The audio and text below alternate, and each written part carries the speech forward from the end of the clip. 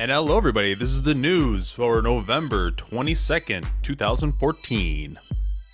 A new exploit for Nintendo 3DS will allow players to backdoor their own software and run it on their 3DS console. You were able to do this before, but you had to purchase very specific hardware, a flash cart, to put into the game slot and run spoofed code to allow you to get control over how the input and output works along with your SD card, which then would allow you to run homebrew software and emulators and such. But now, you don't even need the flash cart. There's a game called Cubic Ninja that came out in 2011 for the 3DS.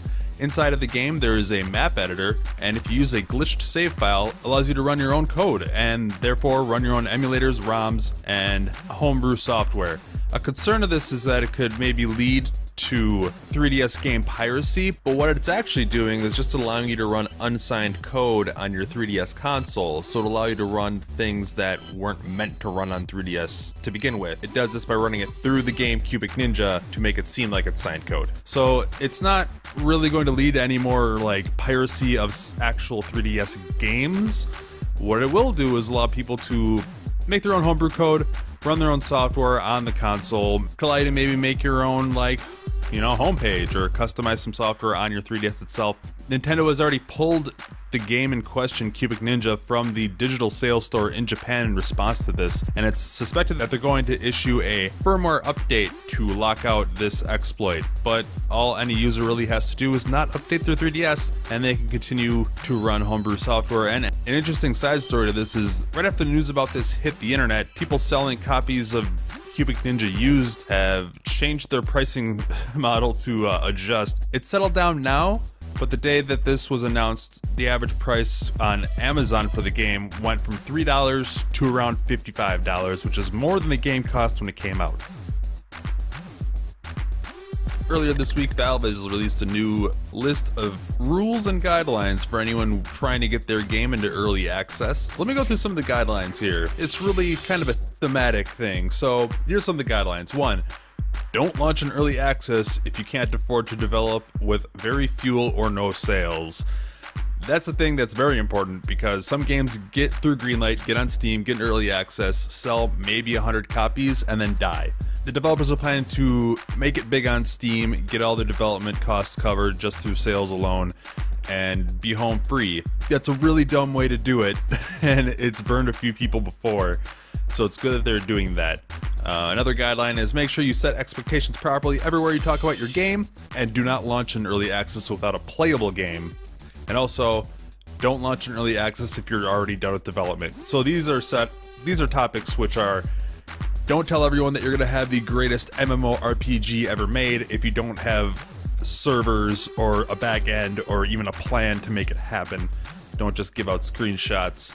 And you need to actually have something that someone's buying and has a product after they give you money. You can't give them a buggy demo and say, oh yeah, we're in super early alpha, here you go, and have it not even be worth it for the customer to have given you money at all, because you kind of just ripped off the customer selling them garbage.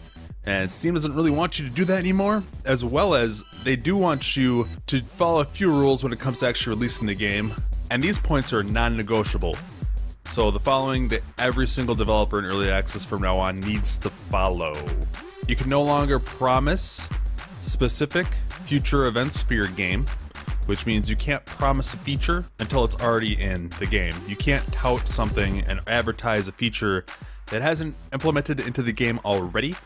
Therefore, you're not selling something that doesn't exist, which is very important. Some games, like, oh, it's going to be a huge multiplayer experience, and then multiplayer doesn't work when you buy the game. So that's very good.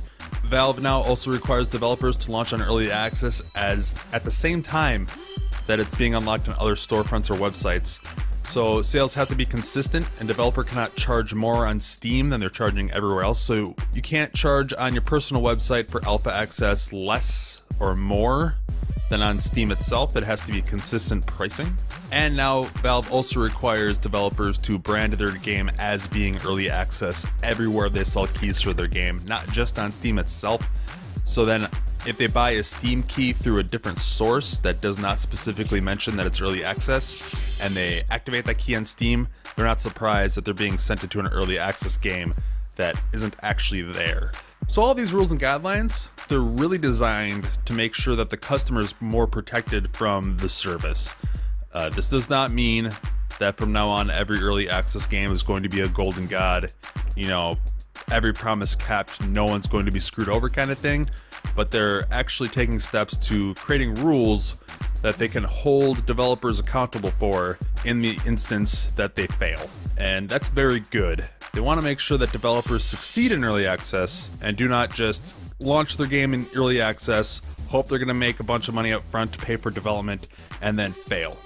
That's not good for the developer, that's not good for any of the game devs' reputation, and that's not good for the customer. So it's really good they're actually recognizing that it's a problem that's happening and are taking some kind of steps to try and prevent some of the bullshit that's been happening, because it's been pretty bad, guys.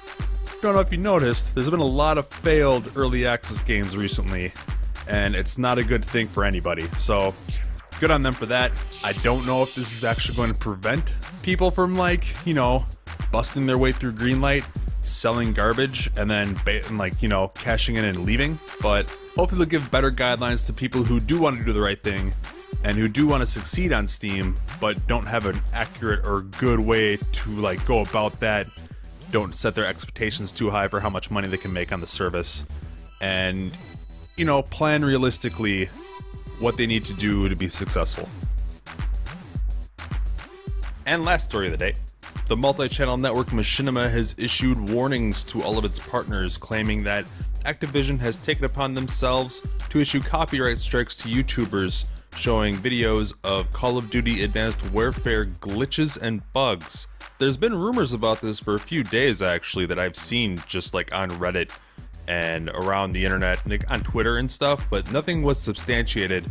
This warning and subsequent responses from all of the partners in Machinima makes it seem like a real thing. It just seems very strange that a publisher would outright attack its customers' YouTube channels just to mask any problems with their game. You'd think they'd be more concerned with actually fixing any bugs or glitches rather than make the situation worse by issuing copyright strikes to its own customer base, trying to silence them about bugs and stuff. And it doesn't actually say when you issue a copyright strike why it is or why you got struck. It's just kind of an assumption that people are making and kind of a rumor still. But here's the thing. Them issuing copyright strikes at all for their game is complete bullshit. Even if the videos are showing bugs that allow you to exploit the game in multiplayer and gain an advantage in some way, or like showing people how to cheat in the game, showing people how to circumvent systems in the game, they shouldn't be issuing copyright strikes. That's not what that system in YouTube is for. It is a blatant abuse of the system that YouTube has put in place to protect owners of intellectual property on YouTube. If they are doing this, they are misusing the system. It's not for silencing people. But if this is true, they done fucked up, because now it's a big deal. Now people are gonna care about stupid bugs in Call of Duty. And not because some silly bullshit in their game, it's because they're exploiting YouTube's in-place system to protect people who have a real reason to use it. I really don't know how to put that any more clearly. A video game publisher should not be overreaching once their game is out to try and control any message about it when it comes to videos being produced by its consumer base. These are people who bought your game, and now they're giving you free marketing for your game by posting videos of it on a social media network for you. You don't have to do this. This is just free marketing. Any news is good news. Bad news is good publicity. It's insane what they're trying to do, if it's true. But anyway, I want to thank y'all for watching. And if you liked the video, please hit the like button. It does help out more than you could ever know. And I will see you next time.